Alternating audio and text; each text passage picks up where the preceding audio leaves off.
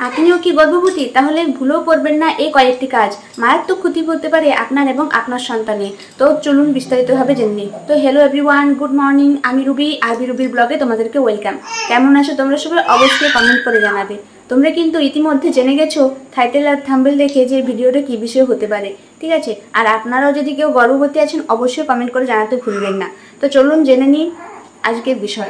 তো আজকের ভিডিওটি খুবই গুরুত্বপূর্ণ হতে চলেছে, কারণ এই ভিডিওর মাধ্যমে আমি তোমাদের সাথে শেয়ার করব যে কোন কোন বড় ভুলগুলি করা একদমই উচিত নয়।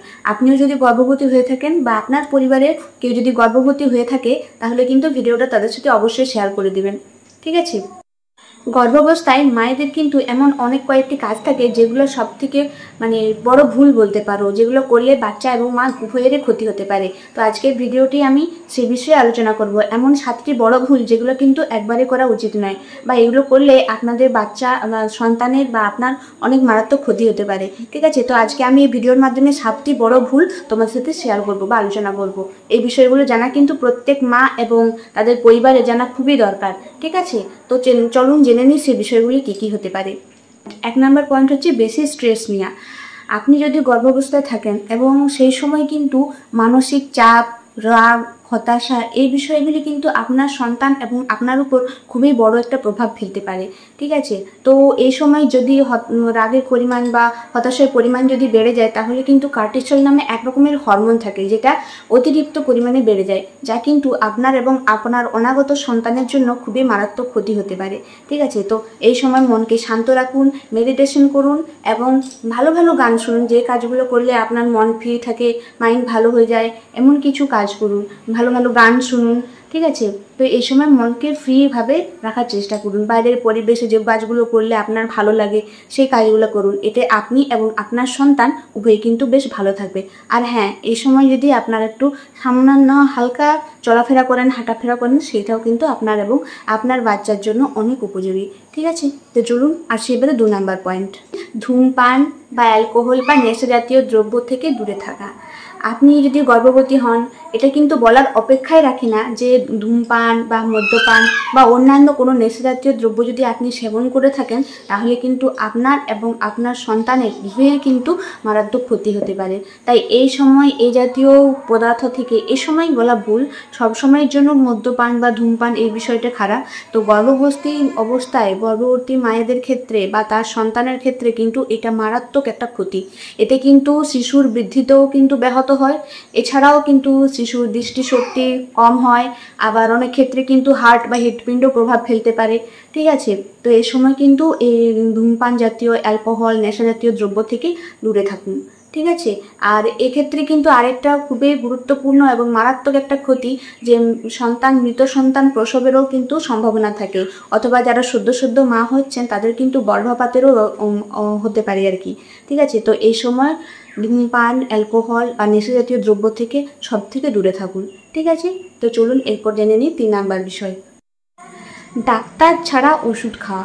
অনেকেই আছেন যে ছোটোখাটো মাথা ব্যথা, জ্বর, সর্দি এসব হলে কিন্তু খুব তাড়াতাড়ি যে কোনো ওষুধ খেয়ে নেয়, কিন্তু এটা সব থেকে একটা মারাত্মক ভুল। কারণ যে কোনো ওষুধ গর্ভবতী অবস্থায় কিন্তু সেফ না, একেবারেই সেফ না, ঠিক আছে? তো এই সমস্ত বিষয়গুলো থেকে এড়িয়ে চলুন।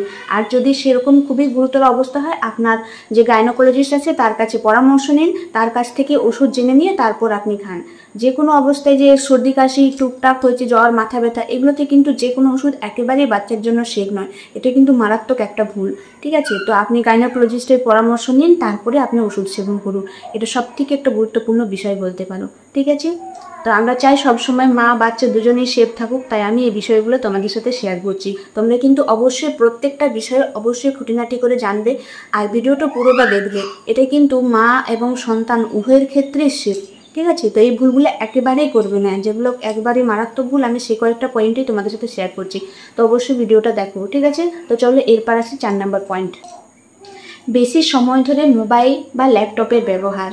এমন অনেকেই আছেন, আমরা জানি অবশ্য যে প্রত্যেকটি ইলেকট্রনিক ডিভাইস থেকে কিন্তু রেডিয়েশন নির্গত হয়, আর সেই রেডিয়েশন কিন্তু আপনার শিশুর বিকাশের ক্ষেত্রে একটা মারাত্মক বাধা হতে পারে। তাই সব সময় খেয়াল রাখুন একটা নির্দিষ্ট সময়ের পর এই মোবাইল স্ক্রিন বা ল্যাপটপের স্ক্রিন থেকে আপনি দূরে থাকুন। এগুলো মারাত্মক ক্ষতি হতে পারে। বর্তমান দিনে আমরা তো যন্ত্রের উপর এতটাই নির্ভরশীল, আমাদের মোবাইল ছাড়া তো একেবারেই চলে না।